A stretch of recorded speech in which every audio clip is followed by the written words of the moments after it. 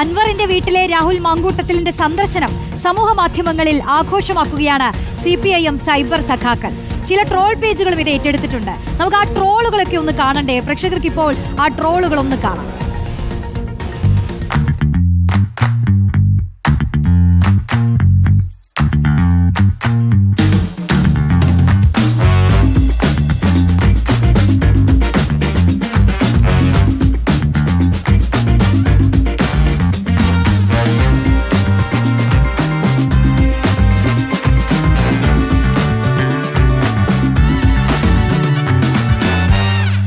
Okay, Ali Akbar Shah ചേരുന്നുണ്ട്. അലി, ഈ നിലമ്പൂരിൽ ഉപതെരഞ്ഞെടുപ്പ് പ്രഖ്യാപിച്ചതിന് ശേഷം ഇത്രത്തോളം ട്രോളന്മാർ ഏറ്റെടുത്ത ഒരു സബ്ജക്റ്റ് ഉണ്ടെന്ന് എനിക്ക് തോന്നുന്നില്ല. ഇതിപ്പോൾ ട്രോളന്മാർ മാത്രമല്ല, ഇപ്പുറത്ത് സൈബർ സഖാക്കളും അങ്ങ് ആഘോഷിക്കുകയാണ്. ഈ ഒരുപാട് പേരുടെ പോസ്റ്റുകളൊക്കെ ഇപ്പോൾ തുടർച്ചയായി വന്നുകൊണ്ടിരിക്കുന്നു. ആർഷോ ഒരു പോസ്റ്റ് ഇട്ടിട്ടുണ്ട്, വസീഫ് പോസ്റ്റ് ഇട്ടിട്ടുണ്ട്. പരിഹാസം എന്നുള്ളതിനപ്പുറത്ത് ട്രോളന്മാരങ്ങ് ഏറ്റെടുത്തു അല്ലേ രാഹുലിന്റെ ഈ സന്ദർശനത്തെ?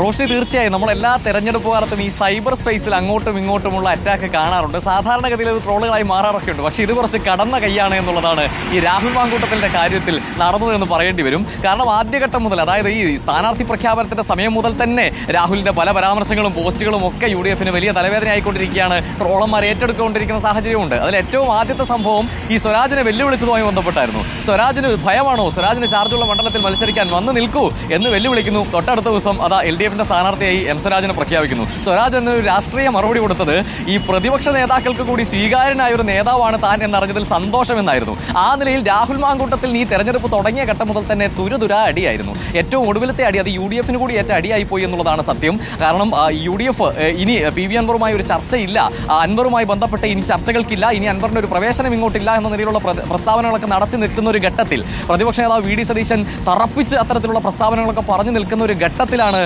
രാത്രിയിൽ 11 മണിയോടുകൂടി PV അൻവറിന്റെ ഒതായിലുള്ള വീട്ടിലേക്ക് രാഹുൽ മാങ്കൂട്ടത്തിൽ എത്തുന്നതും 3/4 മണിക്കൂറോളം അൻവറുമായി ഒരു സംഭാഷണം നടത്തുന്നതും. ആ സംഭാഷണവും പരാജയപ്പെട്ടു എന്നുള്ളതാണ്. ആ സംഭാഷണത്തിന് ശേഷം രാഹുൽ വീടിന് പുറത്തേക്ക് ഇറങ്ങി അൻവറിനോട് ഗുഡ് ബൈ പറഞ്ഞ് ഗുഡ് നൈറ്റ് പറഞ്ഞു പോകുന്ന ദൃശ്യം നമ്മൾ കണ്ടതാണ്. അതൊട്ടും ഗുഡ് നൈറ്റ് ആയിരുന്നില്ല രാഹുൽ മാങ്കൂട്ടത്തിന്. കാരണം ആ നൈറ്റ് ഇരുട്ടി വെളുത്തപ്പോഴേക്കും ട്രോളുകളുടെ പെരുമഴയാണ്. റോഷ്നി ഇപ്പോൾ പറഞ്ഞ വസീഫിന്റെയും അതുപോലെ ആർഷോയുടെയും ഒക്കെ പോസ്റ്റുകൾ, ആർഷോ പോസ്റ്റ് ഇട്ടത് വെല്ലുവിളിയാണ് സാർ ഇവന്റെ മെയിൻ എന്നാണ്. അതായത് ആദ്യഘട്ടത്തിലെ സ്വരാജിനെ വെല്ലുവിളിച്ചതാണ് ഉദ്ദേശിച്ചത്. അതിനപ്പുറത്തേക്ക് സൈബർ സഖാക്കൾ ഇതൊരു അവസരമാക്കി കണ്ടു എന്നുള്ളതാണ്. അവർ ആഘോഷിക്കുകയാണ്. ട്രോളുകളുടെ പെരുമഴയാണ്. രാഹുൽ മാങ്കൂട്ടത്തിൽ ഇത് കാണുന്നുണ്ടോ എന്നറിയില്ല. രാഹുൽ മാങ്കൂട്ടത്തിന്റെ പ്രതികരണം വന്നത്, പ്രതിപക്ഷ നേതാവ് തള്ളി പറഞ്ഞല്ലോ, എന്താണ് നിലവിൽ പറയാനുള്ളതെന്ന് ചോദിച്ചപ്പോൾ അദ്ദേഹം പറഞ്ഞത്, എന്റെ നേതൃത്വത്തെ ഞാൻ തള്ളി പറയില്ല, നേതൃത്വം ഞാൻ ചെയ്തത് തെറ്റാണെന്ന് പറഞ്ഞെങ്കിൽ ഞാൻ ചെയ്തത് തെറ്റായിപ്പോയി എന്നുള്ളതാണ്.